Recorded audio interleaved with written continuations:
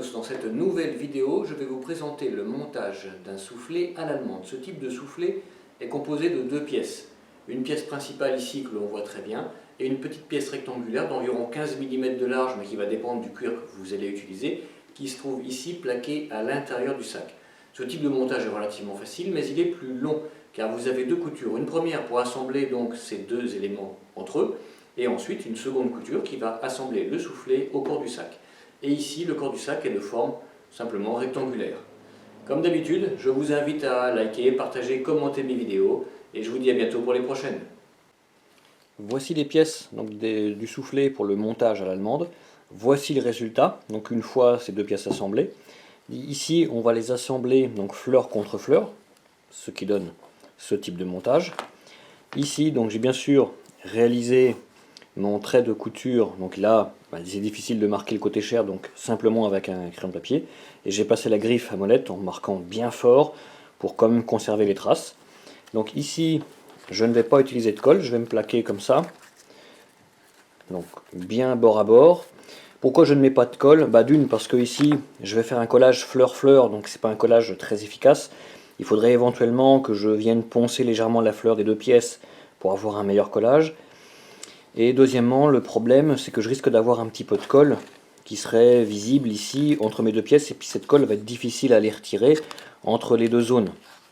Donc je préfère ne pas coller et positionner au fur et à mesure ce soufflet, on va dire cette partie de soufflet sur celui-ci, et le coudre au fur et à mesure.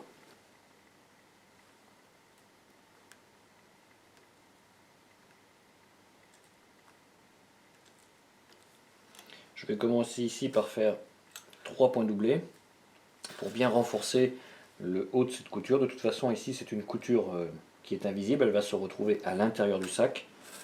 Donc que je fasse un point doublé ou 3 points doublés, au niveau esthétique ici ça ne changera rien.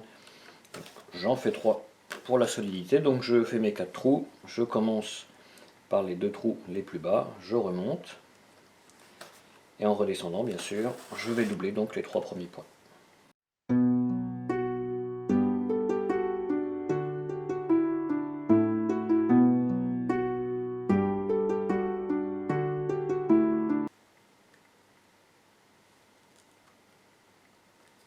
Donc ici, comme je n'ai pas de collage, il faut juste que je fasse attention à ce que mes bords de mes deux pièces soient bien parallèles l'un à l'autre.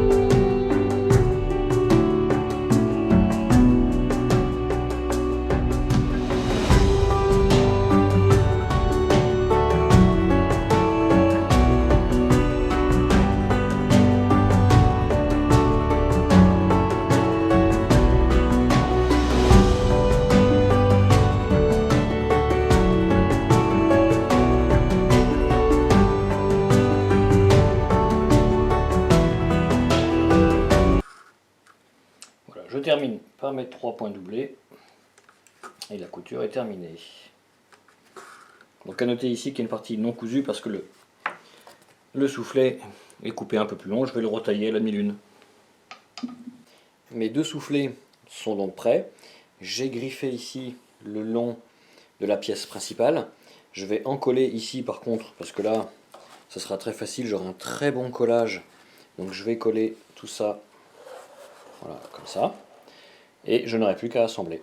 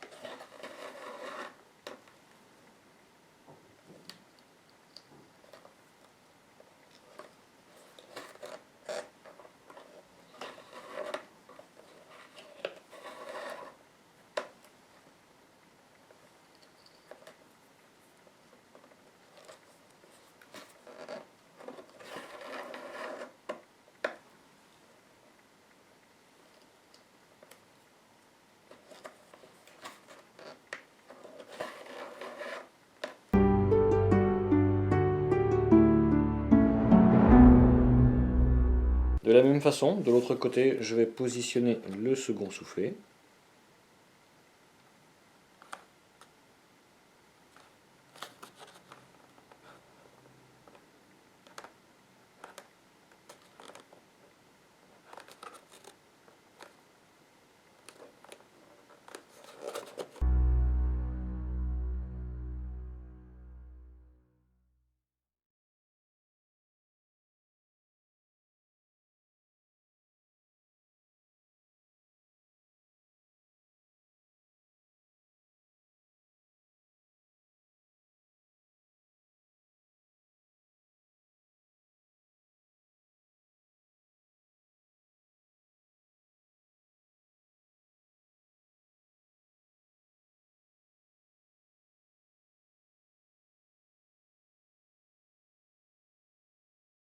Un outil bien pratique pour taper les coutures, surtout pour ce genre de sac où la couture est peu accessible.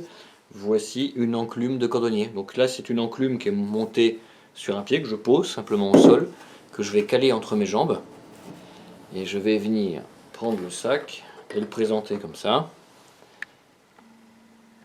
Et je n'ai plus qu'à taper mes coutures.